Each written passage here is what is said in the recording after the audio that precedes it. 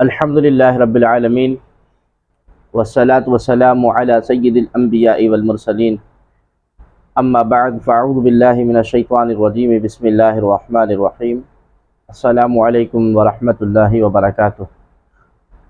ناظرین محترم، آج ہماری گفتگو کا موضوع اور عنوان ہے کہ یا رسول اللہ انظر حالنا، پڑھنا کیسا۔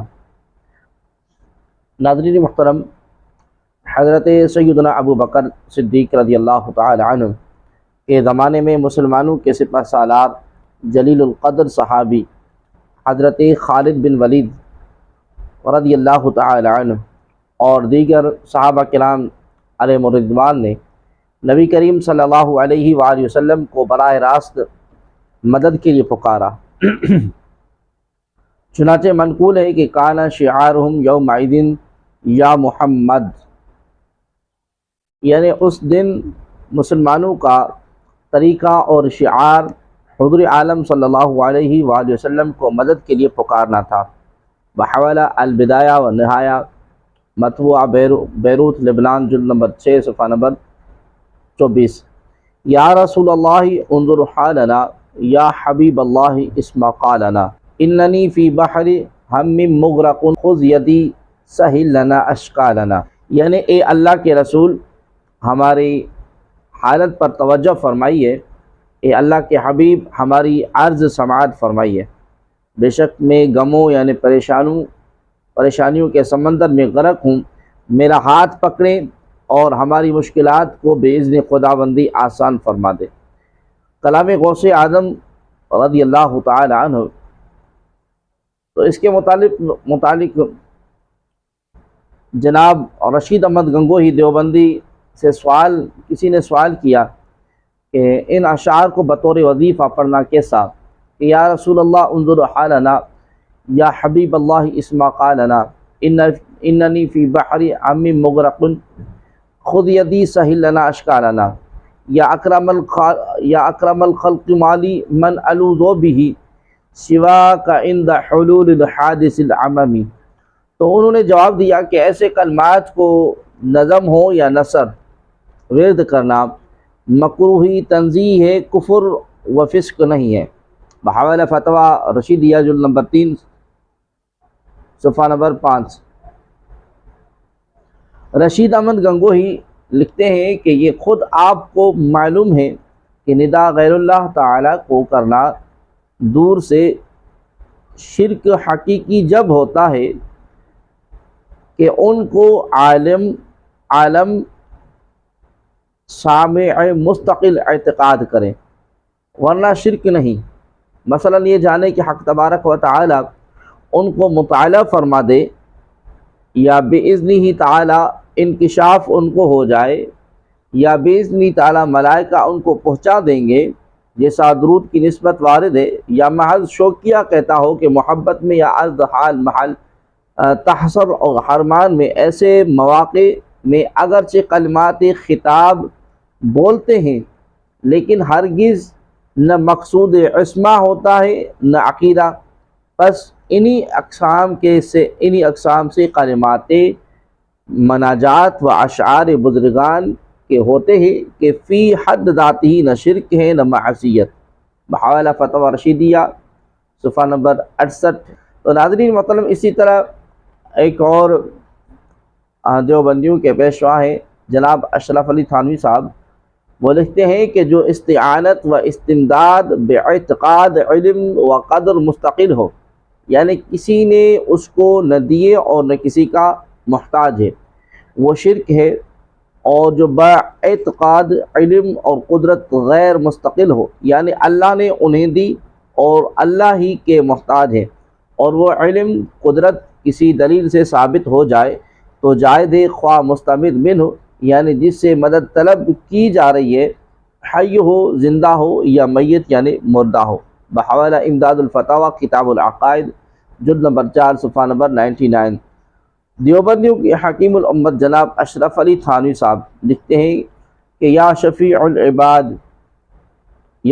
العباد خذ بیدی، دستگیری کیجئے میرے نبی، انت فی الدرار معتمدی، کشمکش میں تم ہی ہو میرے ولی، لیس لی ملجا سوا کا عکس، جز تمہارے کہاں میری پناہ، مثنیٰ در سیدی سندی، فوج کلفت مجھ پہ غالب ہوئی، غشنی الدہر ابن عبداللہ، ابن عبداللہ زمانہ ہے خلاف، کن مغیثاً فانت لی مدری، اے میرے مولا خبر لیجئے میری، نام احمد چوں حسین شد حسین، پست باشد ذات روح الامین، کچھ عمل ہی اور نہ اطاعت میرے پاس ہے، مگر دل میں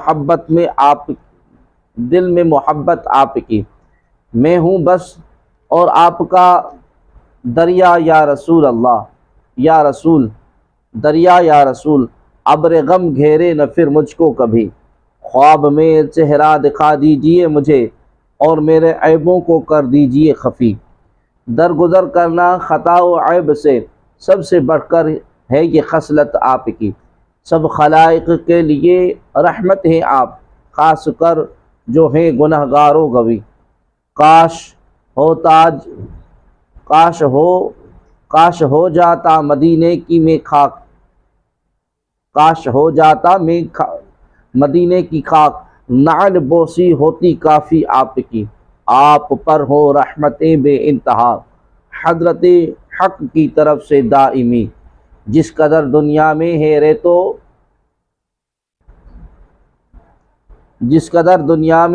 ہے ریت اور سانس اور بھی ہے جس قدر روئے گی، اور تمہاری آل پر اصحاب پر تا بقاء عمر دار اخروی۔ الصلاۃ والسلام علیک یا رسول اللہ پڑھنے کے جواز میں کوئی شک نہیں ہے، کیونکہ عالم امر مقید نہیں ہے، دور و نزدیک کی کوئی حیثیت نہیں رکھتا۔ فرمان مرشد اکابرین دیوبند جناب حاجی امداد اللہ مہاجر مکی، امداد المشتاق صفحہ نمبر 60۔ اب کیا حاجی صاحب کے اس فرمان پر تھانوی صاحب سمیت کسی بھی دیوبندی عالم نے شرک اور گمراہی کا فتویٰ لگایا؟ اگر لگایا ہے تو ہمارے علم میں بھی اضافہ کے لیے ہمیں بھی بتا دیجئے کہ واقعی علماء دیوبند نے حاجی امداد اللہ مہاجر مکی پر فتویٰ لگایا ہے۔ اگر نہیں لگا تو مسلمانان اہل سنت کا کیا قصور ہے؟ اور وہ درود پڑھیں تو دیوبند کی شرک اور گمراہی کی توپیں کھل جاتی ہیں اور امت مسلمہ پر فتویٰ لگا کر انتشار اور فساد پھیلایا جاتا ہے۔ آخر یہ دگلا پن اور دوہرا معیار فتویٰ کیوں؟ یاد رہے اس جملے پر بھی کبھی غور کیا جائے کہ عالم امر مقید نہیں ہے، دور و نزدیک کی کوئی حیثیت نہیں ہے۔ جب دور و نزدیک کی کوئی حیثیت نہیں رکھتا تو دور و نزدیک بحث عبث یعنی بیکار ہے، یا پھر مان لیجئے کہ اپنے لیے فتویٰ اور ہیں اور مسلمانان اہل سنت کے لیے اور ہیں، اور طرح طرح کے دوہرے معیار سے آپ لوگ امت مسلمہ پر شرک کے فتوے لگا کر فتنہ اور انتشار پھیلاتے ہیں۔ اب اعتراض ہوتا ہے کہ یا رسول اللہ انظر حالنا پڑھنا یہ استغاثہ ہے اور دعا عبادت ہے، اور عبادت صرف اللہ کی جاتی ہے، دعا میں استغاثہ کی صورت میں غیر اللہ کی عبادت کا شبہ آتا ہے۔ تو اس کا جواب یہ ہے کہ دعا کو اپنے گمان میں ایاک نعبد کی طرح پرستش سمجھ بیٹھنا، یعنی یہ اشعار پڑھنا کہ یا رسول اللہ انظر حالنا، یا حبیب اللہ اسما قالنا، خذ اننی فی بحری ہم مغرق، خذ یدی سہل لنا اشکالنا پڑھتا، تو اس کا مطلب ہے کہ اللہ تبارک و تعالیٰ کے سوا رسول اللہ صلی اللہ علیہ وسلم کی پرستش کا شبہ آتا ہے معاذ اللہ۔ اس لیے مناسب معلوم ہوتا ہے کہ عبادت کا اصطلاحی معنی بیان کر دیا جائے تاکہ وسوسہ شیطانی اور گمراہ فرقوں کے فریب کا ازالہ ہو جائے۔ حکیم الامت حضرت مفتی احمد یار خان نعیمی رحمۃ اللہ تعالی فرماتے ہیں عبادت کا اصطلاحی معنی کیا ہے؟ آپ فرماتے ہیں عبادت کا اصطلاحی معنی یہ ہے کہ کسی کو خالق یا خالق کا حصہ دار مان کر اس کی اطاعت کرنا، جب تک یہ نیت نہ ہو تب تک اس کی عبادت نہیں کی جائے گی۔ اب بت پرست بت کے سامنے سجدہ کرتا ہے، مسلمان کعبہ کے سامنے وہاں بھی پتھر ہی ہیں، لیکن وہ مشرک ہے اور ہم موحد کفار اپنے دیوتاؤں رام چندر وغیرہ کو مانتا ہے، مسلمان نبیوں ولیوں کو، پھر کیا وجہ؟ کیا وہ مشرک ہو گیا اور ہم موحد رہے؟ فرق یہ ہے کہ وہ انہیں الوہیت میں حصہ دار مانتے ہیں، ہم ان کو اللہ کا خاص بندہ مانتے ہیں۔ بہرحال عبادت میں یہ قید ہے کہ جس کی اطاعت کرے اس کو اپنا خالق مانے۔ بحوالہ تفسیر نعیمی جلد نمبر اول صفحہ نمبر 73۔ اب رہا یہ سوال کہ یا رسول اللہ انظر حالنا، یا حبیب اللہ اسما قالنا اننی فی بحر ہم مغرق خذ یدی سہل لنا اشکالنا، کہنے سے غیر اللہ کی پرستش کا شبہ یا شرک تو نہیں؟ تو اس سلسلے میں حضرت حکیم الامت مفتی احمد یار خان نعیمی رحمۃ اللہ تعالی علیہ تحریر فرماتے ہیں کہ انبیاء اولیاء سے امداد لینا حقیقت میں رب ہی سے امداد لینا ہے، کیونکہ اس کی امداد دو طرح کی ہے، ایک بالواسطہ اور دوسری بلا واسطہ۔ اللہ کے بندوں کی مدد رب کے فیضان کا واسطہ ہے۔ قرآن کریم نے غیر خدا سے امداد لینے کا خود حکم ارشاد فرمایا۔ اللہ تبارک و تعالی فرماتا ہے استعینوا بالصبر والصلاۃ، مسلمانوں مدد لو صبر اور نماز سے۔ صبر اور نماز بھی غیر خدا ہیں۔ نیز فرماتا ہے ان تنصر اللہ ینصرکم، اگر تم اللہ کے دین کی مدد کرو گے تو اللہ تمہاری مدد کرے گا۔ رب تعالی غنی ہو کر بندوں سے مدد طلب فرماتا ہے، تو اگر ہم محتاج کسی بندے سے مدد مانگے تو کیا برائی؟ نیز حضرت ذوالقرنین کا قول نقل فرماتا ہے اعینونی بقوہ، تم لوگ میری مدد کرو اپنی قوت سے۔ حضرت عیسیٰ علیہ السلام نے فرمایا من انصاری الی اللہ، میرا مددگار کون ہے اللہ کی طرف۔ نیز قرآن کریم نے فرمایا وتعاونوا علی البر والتقوی، یعنی ایک دوسرے کی مدد کرو بھلائی اور پرہیزگاری پر۔ غرض کہ قرآن کریم نے جگہ جگہ خدا سے مدد لینے کا غیر خدا سے مدد لینے کا حکم فرمایا۔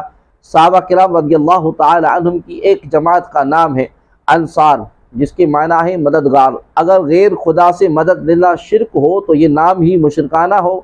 بحوالہ تفسیر نعیمی جلد نمبر اول صفحہ نمبر 81 and 82۔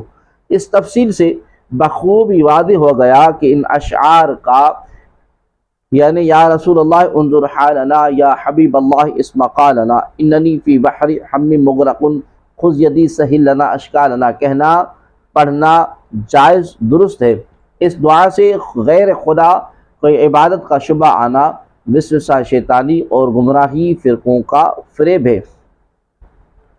یا رسول اللہ پکارنا شرک نہیں۔ ناظرین محترم، کچھ لوگ جوش توحید میں صیغہ خطاب کے ساتھ آقائے دو جہاں حضور نبی اکرم صلی اللہ تعالی علیہ وآلہ وسلم پر صلاۃ و سلام کو استعانت بالغیر کہہ کر شرک قرار دیتے ہیں اور اسے ناجائز سمجھتے ہیں۔ یہ سراسر غلط ہے۔ اللہ تبارک و تعالی نے حضور نبی اکرم صلی اللہ علیہ وآلہ وسلم کو پکارنے سے منع نہیں کیا، بلکہ پکارنے کے آداب سکھائے۔ ارشاد ربانی ہے لا تجعلوا دعاء الرسول بینکم کدعاء بعضکم بعضا قد یعلم اللہ الذین یتسللون منکم لوادا فلیحذر الذین یخالفون عن امرہ ان تصیبہم فتنہ او یصیبہم عذاب علیم۔ اے مسلمانوں، تم رسول کے بلانے کو آپس میں ایک دوسرے کے بلانے کے مثل قرار نہ دو۔ جب رسول اکرم صلی اللہ علیہ وسلم رسول اکرم صلی اللہ علیہ وسلم کو بلانا تمہارے باہمی بلاوے کی مثل نہیں، تو خود رسول اللہ صلی اللہ علیہ وسلم کی ذات گرامی تمہاری مثل کیسے ہو سکتی ہے؟ بے شک اللہ ایسے لوگوں کو خوب جانتا ہے جو تم میں سے ایک دوسرے کی آڑ میں دربار رسالت صلی اللہ علیہ وآلہ وسلم سے چپکے سے کھسک جاتے ہیں۔ بس وہ لوگ ڈریں جو رسول اللہ صلی اللہ علیہ وسلم کے امر یعنی ادب کی خلاف ورزی کر رہے ہیں کہ دنیا میں ہی انہیں کوئی آفت آ پہنچے گی یا آخرت میں ان پر دردناک عذاب آ پڑے گا۔ اس آیت کی شان نزول کے بارے میں ائمہ تفسیر نے حضرت سیدنا عبداللہ بن عباس رضی اللہ تعالی عنہما کے حوالے سے لکھا ہے کہ صحابہ کرام رضی اللہ تعالی عنہم اجمعین حضور نبی اکرم صلی اللہ علیہ وسلم کو پکارتے وقت یا محمد اور یا ابو القاسم کہا کرتے۔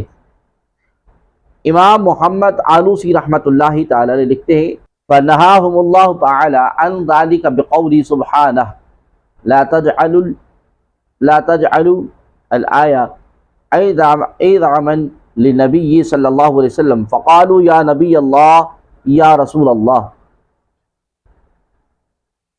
یعنی پس اللہ تبارک و تعالی نے انہیں اپنے اس فرمان لا تجعلوا دعاء الرسول کے ذریعے اپنے نبی صلی اللہ علیہ وسلم کی تعظیم اور تقریب کی خاطر منع فرمایا۔ پس صحابہ نے بوقت ندا یا نبی اللہ یا رسول اللہ صلی اللہ علیہ وآلہ وسلم کہنا شروع کر دیا۔ بحوالہ روح المعانی جلد نمبر 18 صفحہ نمبر 204۔ تمام علماء امت کا اس پر اتفاق ہے کہ حضور نبی اکرم صلی اللہ علیہ وسلم کو لاپرواہی اور بے توجہی اور بے اعتنائی کے طور پر ذاتی نام سے پکارنا حرام ہے، اور یہ حکم حیات ظاہری کے ساتھ مختص نہیں بلکہ قیامت تک کے لیے ہے۔ تمام اہل ایمان کے لیے آپ کریم صلی اللہ علیہ وسلم کو پکارنا جائز ہے، خواہ قریب ہو یا بعید، خواہ حیات ظاہری ہو یا بعد از وصال۔ آیت مبارکہ میں وارد ہونے والی نہیں کا محل دراصل وہ عامیانہ لہجہ اور طرز گفتگو ہے جو صحابہ اور اہل عرب ایک دوسرے سے بلا تکلف اختیار کرتے تھے۔ اس حکم نہیں میں مطلق ندا سے منع نہیں کیا گیا، اس لیے تعظیم اور تقریب پر مشتمل ندا جائز ہے۔ دوسری اور اہم بات یہ ہے کہ مدعی کلام بارگاہ نبوی صلی اللہ علیہ وسلم کی تعظیم اور توقیر کے تعلیم ہے، لہذا اگر صیغہ خطاب کے ساتھ ادب اور تعظیم کا تقاضا پورا نہ ہو اور عرفاً اور معناً اس ندا سے گستاخی اور اہانت رسول کا پہلو نکلتا ہو تو وہ ندا ممنوع اور حرام ہوگی، وگرنہ نہیں۔ اہل ایمان حضور کریم صلی اللہ علیہ وسلم کی ذات گرامی کو آپ کریم صلی اللہ علیہ وسلم کا نام لیے بغیر منصب نبوت رسالت کے ساتھ پکارتے ہیں تو اس میں محبت، ادب، تعظیم اور توقیر مراد ہوتی ہے۔ ندا کے جواز کا تیسرا سبب یہ ہے کہ حضور نبی اکرم صلی اللہ علیہ وسلم نے قریب اور بعید، حیات ظاہرہ اور بعد وصال تمام اہل ایمان کو تشہد میں سلام پیش کرنے کا جو طریقہ تعلیم فرمایا، اس میں دعا، پکار اور ندا بطریق خطاب ہی وارد ہے۔ یہ تلفظ محض حکایتاً نہیں کہ اللہ تبارک و تعالی عز و جل نے شب معراج حضور نبی اکرم صلی اللہ علیہ وسلم کو فرمایا تھا، بلکہ ضروری ہے کہ جو ہر نمازی اپنی طرف سے بارگاہ نبوی صلی اللہ علیہ وسلم میں السلام علیک ایھا النبی ورحمۃ اللہ وبرکاتہ، یعنی یا نبی آپ پر خاص سلامتی اور اللہ تبارک و تعالی کی رحمت اور اس کی برکات ہوں، کہ کلمات کے ساتھ سلام پیش کرے۔ تمام اہل ایمان کو اپنی طرف سے بطور انشاء بارگاہ نبوی صلی اللہ علیہ وسلم میں سلام بھیجنا لازم ہے۔ اب ہم اس سلسلے میں محدثین محققین کی آراء پیش کرتے ہیں۔ علامہ مولا علی قاری رحمۃ اللہ تعالی لکھتے ہیں کہ اجمع العرب على ان المصلی یقول ایھا النبی ان هذا من خصوصیات علیہ السلام اذ لو خاطب مصل احدا غیر ویقول السلام علیک بطلت صلاۃ، یعنی ائمہ اربعہ کا اس امر پر اجماع ہے کہ نمازی تشہد میں السلام علیک ایھا النبی کہے، اور یہ نماز اور یہ انداز سلام آپ کریم صلی اللہ علیہ وسلم کی خصوصیات میں سے ہے۔ اگر کوئی نمازی آپ کے علاوہ کسی ایک کو بھی خطاب کرے اور السلام علیک کہے تو اس کی نماز باطل ہو جائے گی۔ بحوالہ شرح شفا از مولا علی قاری صفحہ نمبر 120۔ امام جلال الدین سیوطی رحمۃ اللہ تعالی علیہ نے الخصائص الکبریٰ میں ایک مکمل باب قائم کیا ہے اور اس خصوصیت کو اس عنوان سے تعبیر کرتے ہوئے لکھا ہے کہ باب اختصاصی اختصاص صلی اللہ علیہ وسلم بأن المصلی یخاطبہ بقول السلام علیک ایہا النبی ولا یخاطب سائر الناس، یعنی آپ کریم صلی اللہ علیہ وسلم اس امر کے ساتھ مختص ہیں کہ نمازی آپ کریم صلی اللہ علیہ وسلم کو صیغہ خطاب کے ساتھ اس طرح سلام پیش کرتا ہے کہ السلام علیک ایہا النبی، اور وہ تمام لوگوں کو مخاطب نہیں ہو سکتا۔ بحوالہ الخصائص الکبریٰ صفحہ نمبر 253۔ امام قسطلانی رحمۃ اللہ تعالی علیہ المواہب لدنیہ اور امام زرقانی شرح مواہب میں اس خصوصیت کو بیان کرتے ہوئے لکھتے ہیں کہ وَمِنْهَا أَنَّ الْمُصَلِّي يُخَاطِبُهُ يَقُولُ السَّلَامُ عَلَيْكَ أَيُّهَا النَّبِيُّ وَرَحْمَةُ اللَّهِ وَبَرَكَاتُهُ كَمَا فِي الْحَدِيثِ التَّشَهُّدُ وَالصَّلَاةُ صَحِيحَةٌ وَلَا يُخَاطِبُ غَيْرُهُ مِنَ الْخَلْقِ مَلْكًا أَوْ شَيْطَانًا أَوْ جَمَادًا أَوْ مَيْتًا، یعنی حضور نبی اکرم صلی اللہ علیہ وآلہ وسلم کی خصوصیات میں سے یہ بھی ہے کہ نمازی آپ کریم صلی اللہ علیہ وسلم کو السلام علیک ایہا النبی ورحمۃ اللہ وبرکاتہ کے کلمات کے ساتھ خطاب کرتا ہے، جیسا کہ حدیث تشہد میں ہے، اور اس کے باوجود اس کی نماز صحیح رہتی ہے، اور آپ کریم صلی اللہ علیہ وسلم کے علاوہ مخلوق میں سے کسی فرشتے یا شیطان اور جماعت یا میت کو خطاب نہیں کر سکتا۔ بحوالہ شرح المواہب لدنیہ زرقانی جلد نمبر 5 صفحہ نمبر 308۔ امام زرقانی رحمۃ اللہ تعالی علیہ نے، امام غزالی رحمۃ اللہ تعالی علیہ نے احیاء العلوم میں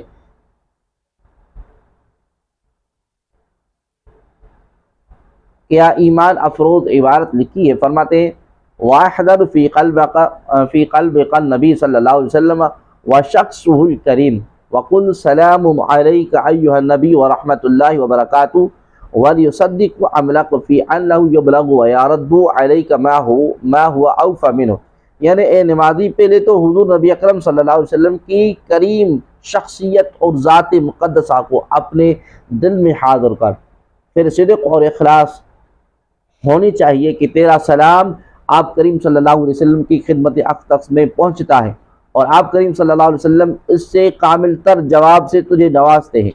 بحوالہ احیاء العلوم جلد نمبر 1 صفحہ نمبر 151۔ اس عبارت سے یہ امر واضح ہوا کہ اگر خطاب اپنے ظاہری معنی اور مفہوم میں نہ ہوتا تو آپ کریم صلی اللہ علیہ وسلم کی ذات مقدسہ کو مستحضر سمجھ کر سلام پیش کرنے کی تلقین نہ کی جاتی۔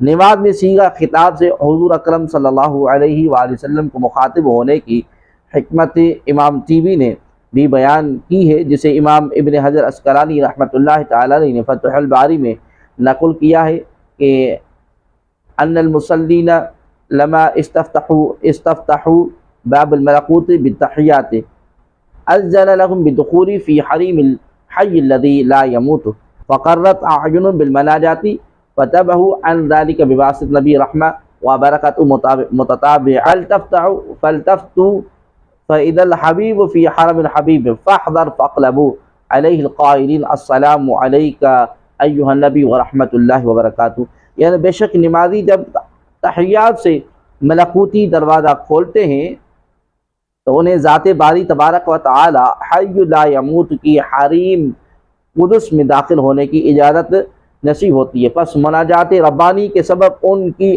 آنکھوں کی ٹھنڈک عطا ہوتی ہے، پھر انہیں متنبہ کیا جاتا ہے کہ سب کچھ حضور نبی اکرم صلی اللہ علیہ وسلم کی وساطت اور آپ کی متابعت کی برکت سے حاصل ہوا، بس وہ ادھر توجہ اور التفات کرے تو دیکھتے ہیں کہ سرکار عالی وقار صلی اللہ علیہ وسلم اپنے کریم رب کے حضور میں موجود ہیں، تو آپ کریم صلی اللہ علیہ وسلم کی طرف یوں سلام پیش کرتے ہوئے متوجہ ہوتے ہیں کہ السلام علیک ایہا النبی ورحمۃ اللہ وبرکاتہ۔ بحوالہ فتح الباری جلد نمبر 2 صفحہ نمبر 314۔ شیخ عبدالحق محدث دہلوی رحمۃ اللہ تعالی علیہ صیغہ خطاب کی وجہ پر محققانہ کلام کرتے ہوئے لکھتے ہیں وبعضی از عرفا گفتہ اند کے ای خطاب حجت سریان حقیقت محمدیہ است در ذرائر موجودات و افرادی ممکنات، پس آ حضرت در ذات مسلیان موجودہ حاضر است، پس مسلی باید کے از عظیم معنی آگاہ باشد و عظیم شہود غافل نہ بود، تابان واری قرب و اسرار معرفت متنور فائر گردد۔ یعنی بعض عرفاء نے کہا ہے کہ اس خطاب کی جہت حقیقت محمدیہ کی طرف ہے، جو کہ تمام موجودات کے ذرہ ذرہ اور ممکنات کے ہر فرد میں سرایت کیے ہوئے ہیں۔ پس حضور کریم صلی اللہ علیہ وسلم اور نمازیوں کی ذات میں حاضر موجود ہیں، لہذا نمازی کو چاہیے کہ اس معنی سے آگاہ رہے اور اس شہود سے غافل نہ ہو، یہاں تک کہ انوار قرب اور اسرار معرفت منور اور مستفید ہو جائے۔ بحوالہ اشاعت اللمات صفحہ نمبر 401۔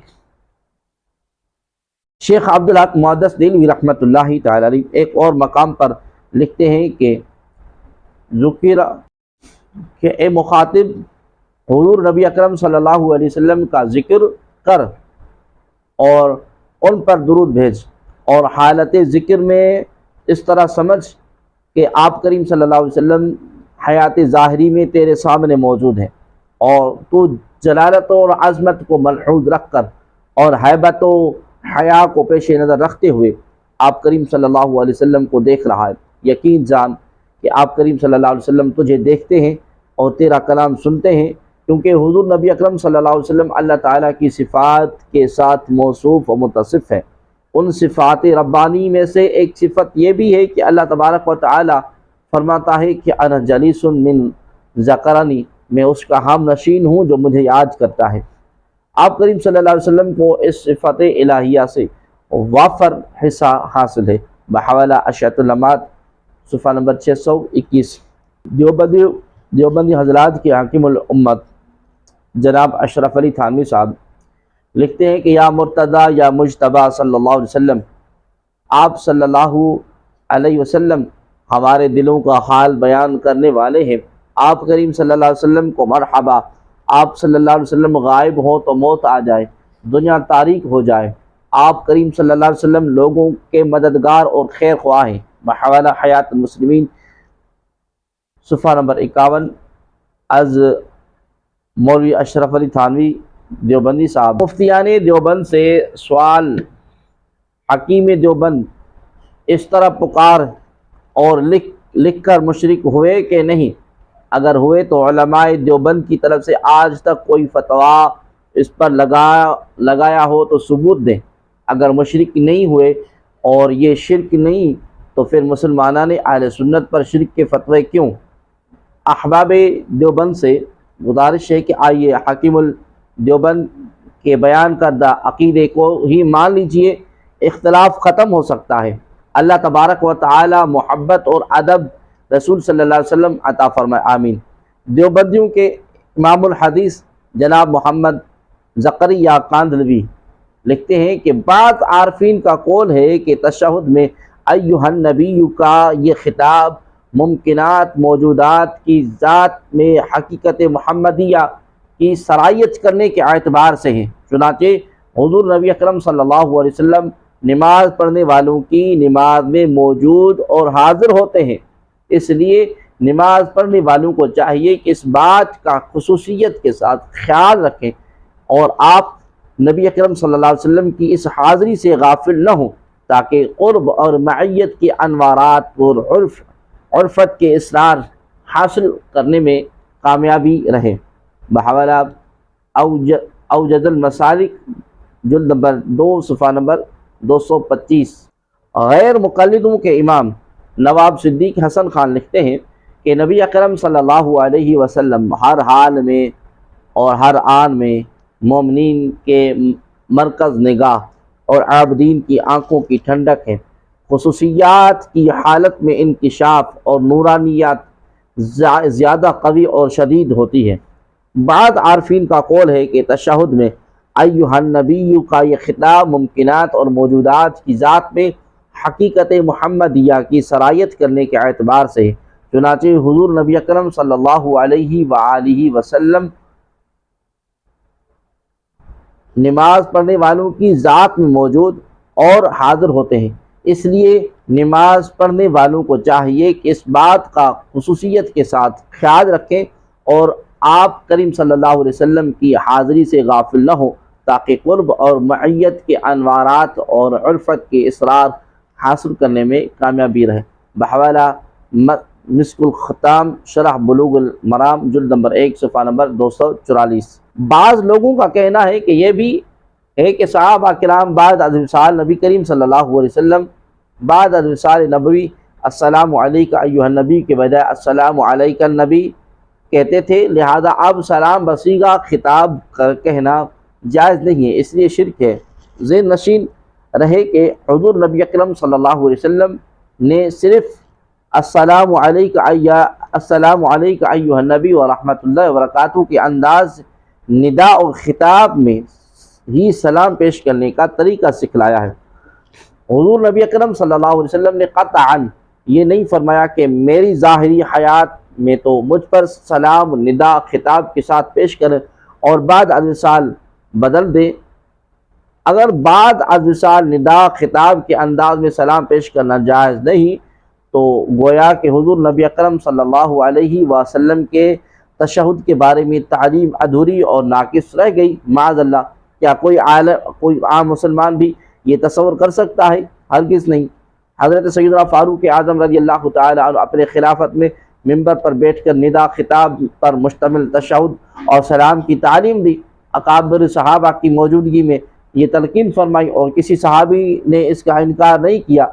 خطاب کے سیغے کے ساتھ سلام پیش کرنے پر اجماع صحابہ ہے۔ خلفائے راشدین اور دیگر اکابر صحابہ رضی اللہ تعالی عنہم اجمعین نے السلام علیکہ ایھا النبی کے سیغے کے ساتھ خطاب سلام پیش کیا ہے۔ تاہم اتنا کہا جا سکتا ہے کہ ندا خطاب کے سیغے کے ساتھ سلام پیش کرنا واجب نہیں ہے، بلکہ وجوب کی نفی سے جواز بلکہ استحباب کی نفی بھی لازم نہیں ہے، کیونکہ خلفائے راشدین اور اہل مدینہ کا اجماع اور جمہور امت کا اس پر مداومت کے ساتھ عمل اور اس پر شاہد عادل اور دلیل صادق ہے۔ علامہ ملا علی قاری رحمۃ اللہ تعالی کے اس قول پر بطور دلیل ہم پیچھے عرض کر چکے ہیں کہ جمہور امت کے نزدیک حضور عالم صلی اللہ علیہ وسلم کو بصیغہ ندا خطاب کے ساتھ سلام پیش کرنا بالکل جائز ہے۔ حضور نبی اکرم صلی اللہ علیہ وسلم کو آپ کی ظاہری حیات طیبہ اور بعد از وصال صحابہ کرام رضی اللہ تعالی عنہم سلف صالحین نے قریب اور بعید کی مسافت کے فرق کے بغیر بصیغہ ندا اور خطاب پکارا۔